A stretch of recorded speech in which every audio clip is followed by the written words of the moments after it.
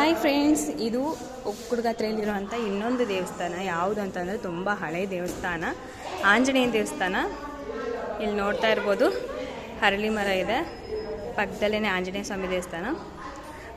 ಕರ್ಬಸಜ್ಜ ಉಕ್ಕುಡ್ಗತ್ರಿಗೆ ಬಂದ ಮೇಲೆ ಇದೇ ದೇವಸ್ಥಾನದಲ್ಲಿ ಉಳ್ಕೊಂಡಿದ್ದು ಅಂತ ಒಂದು ಕತೆ ಇದೆಯಲ್ಲ, ಸೊ ಅದೇ ದೇವಸ್ಥಾನ ಇದು. ತುಂಬ ಹೈಟಲ್ಲಿದೆ ದೇವಸ್ಥಾನ, ಮತ್ತು ತುಂಬ ಹೈಟಲ್ಲಿದೆ ದೇವಸ್ಥಾನ. ನೀವು ನೋಡ್ಬೋದು, ಇಲ್ಲಿ ನೋಡಿ ಕೆಳಗಡೆ ಇನ್ನೊಂದು ಆಂಜನೇಯ ದೇವಸ್ಥಾನ ಇದೆ, ಅದು ಫುಲ್ ಡೌನಲ್ಲಿರೋವಂಥದ್ದು ಜಾಗ. ಇಲ್ಲಿ ಆಂಜನೇಯ ದೇವಸ್ಥಾನ ನೋಡಿ, ಪಲ್ಲಕ್ಕಿ ಇದೆ ನೋಡಿ, ಈ ಕಡೆಯಿಂದನೂ ಕೂಡ ಬರ್ಬೋದು ನೋಡಿ. ಅಜಯ್ ಬಾ.